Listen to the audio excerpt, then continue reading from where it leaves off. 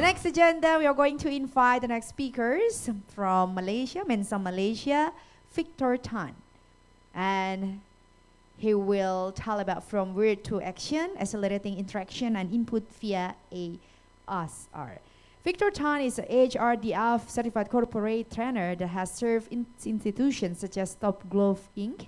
and the Asia School of Business, performing numerous demonstrations about the power of ChatGPT and AI. Along the way, he is a regular speaker at AI events around Malaysia, such as Mr. Money TV's Biz Gear Up Conference, and also Next Up Asia's Future of AI event, and most recently, the Tellers Innovast and IR 4.0 STEM Week at the Main Mall. Deeply passionate about education, he has served hundreds of students through his coaching and tutoring business Ascendant Academy by coaching them to sell themselves to top university in the US and UK. Victor obtained his Bachelor of Arts in Economics from the University of Chicago on JPA scholarship from the Malaysian government, and also holds a TEFL certification as well as multiple certification from deeplearning.ai in deep learning. Well, ladies and gentlemen, please welcome Victor Tan!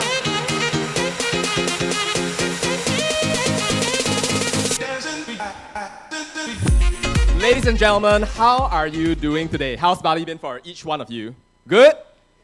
Good? All right, amazing, cool.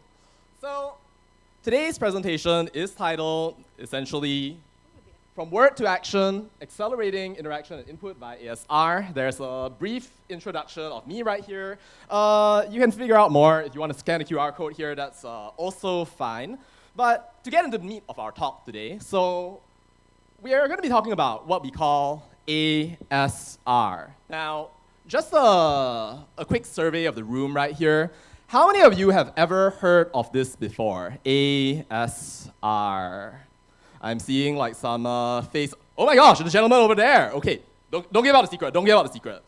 But, well, we're going to be talking about ASR, but we're also going to be doing some demonstrations right here. But before we get too much into the meat of things right here.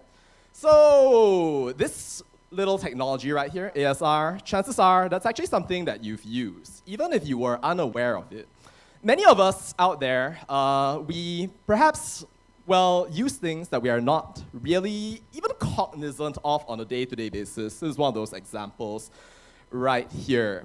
Now, here's a definition, but yeah, so before we do anything else right here, so just a quick question. How many of you out there are iPhone users? Raise your hands, please.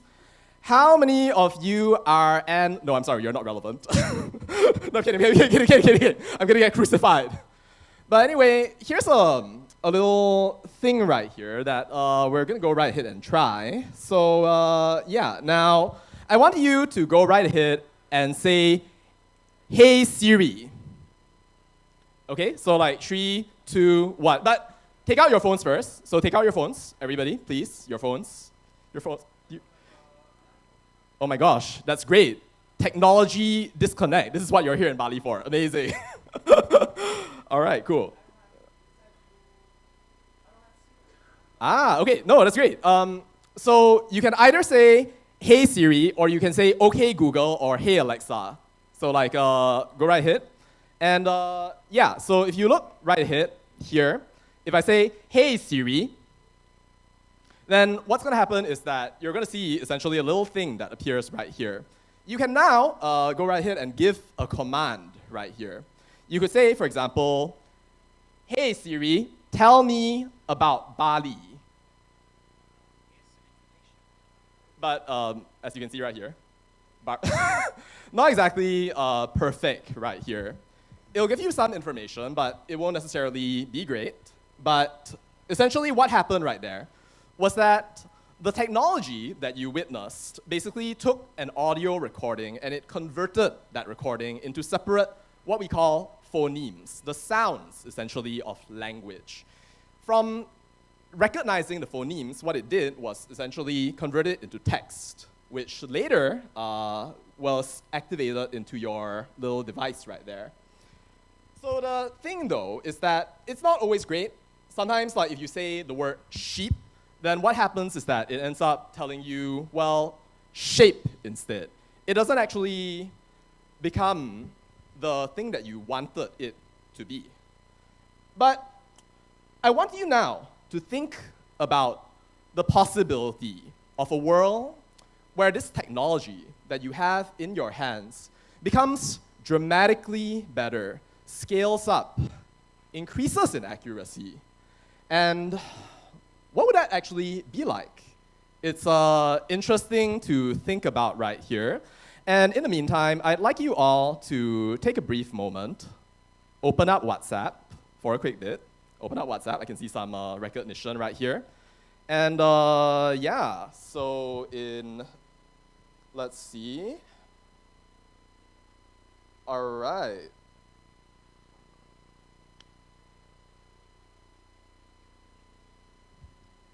What do you see right there in WhatsApp is basically, do you see the messages? Anybody? Messages? You'll notice that basically every single word of what I just said within the last 20 seconds was completely transcribed into WhatsApp. It is this that I'm talking about right here, which I consider to be one of the most incredible developments in artificial intelligence today. I want you to think about that for a quick bit. Do you see any issues with the text as it's been transcribed? Were there any problems with what I had said? Anything?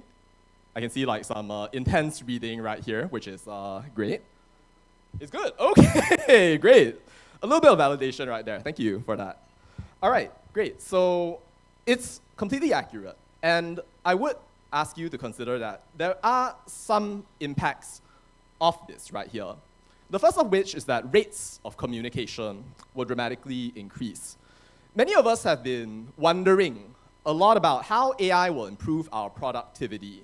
And we see essentially lists of apps. There were many great possibilities essentially that were introduced to us when essentially our speakers over the course of the past couple of days were talking to us.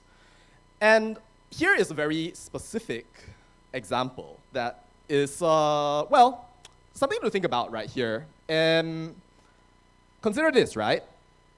So when you write, or whenever you perform any form of communication, right, so there's actually a certain speed that's associated with it.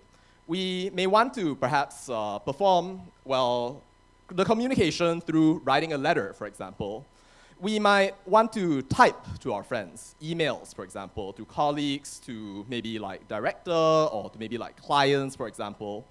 And what this means then is that we have to dedicate time towards that. That is an incontrovertible fact. This unified experience, which basically encapsulates all of us, this experience of time.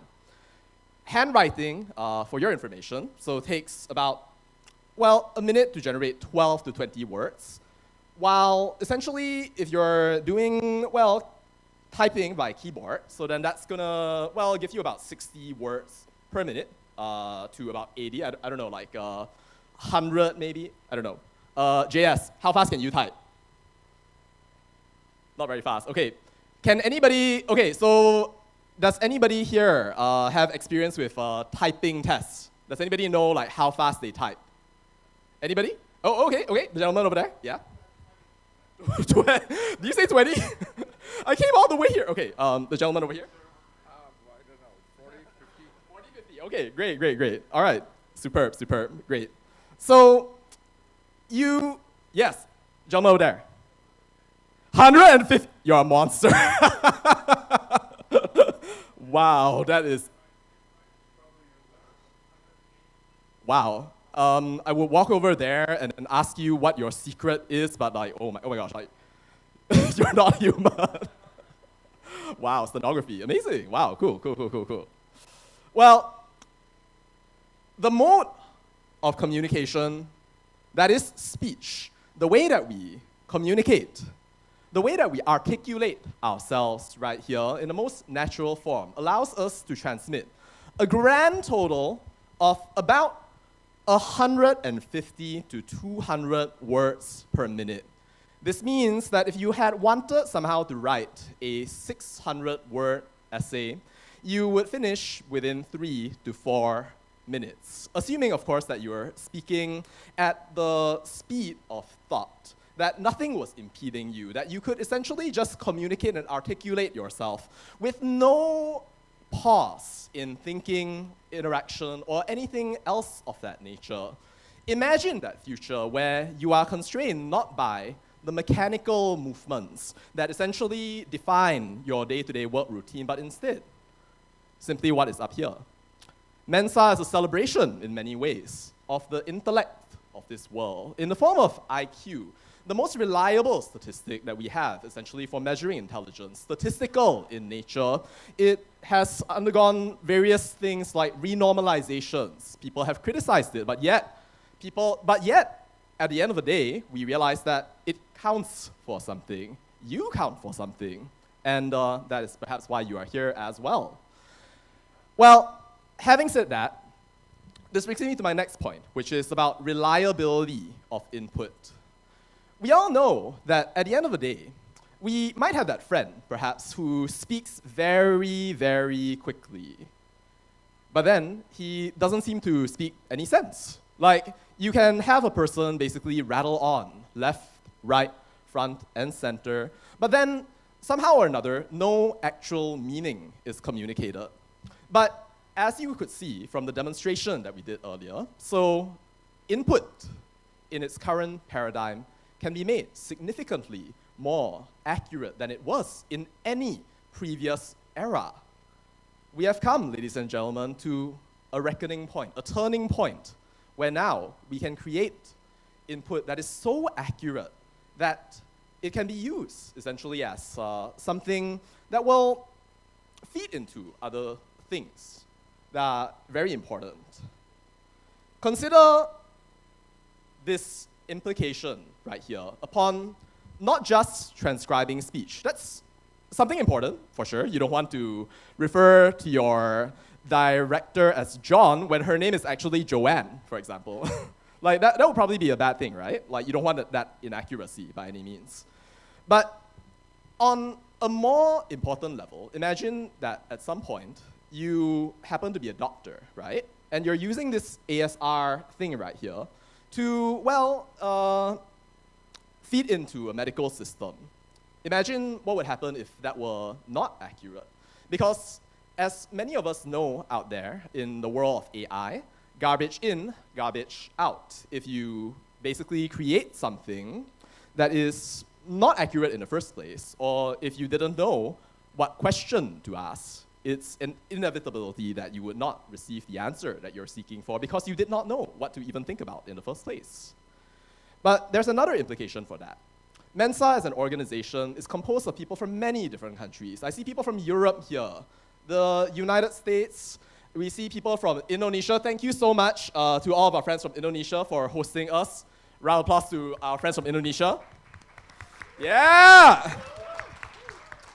Indonesia, Malaysia, Singapore, people from all over the world, every nation gathered together in the pursuit of somehow intellect. The acknowledgement of intelligence in so many different ways. Inclusivity, ladies and gentlemen, is a boon to us. It is not something to step away from. It's not something to run away from, thinking to ourselves that those who are different from us are so different to the point that their differences should somehow push us down, become a source of fear when we live in such a wide universe, one that we can learn so much from. And AI and ASR systems accounting for accents, different modes of expression, and so many other intricacies that define the diversity of the human experience, I believe, are a positive contributor towards that. And yeah, so with that, ladies and gentlemen, my presentation concludes. And I'll open up the time for questions. I'm not sure how much time I have left for questions, but thank you all for being a wonderful audience. All right, any questions? Oh my gosh, so shy. Questions?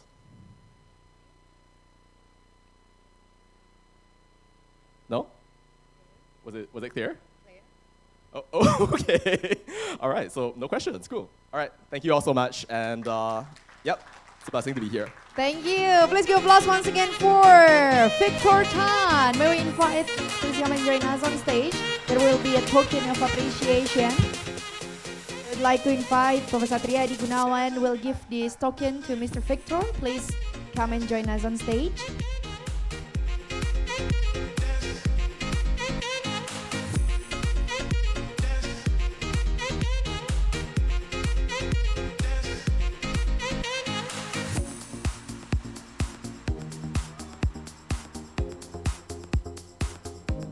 Thank you, our guest speaker.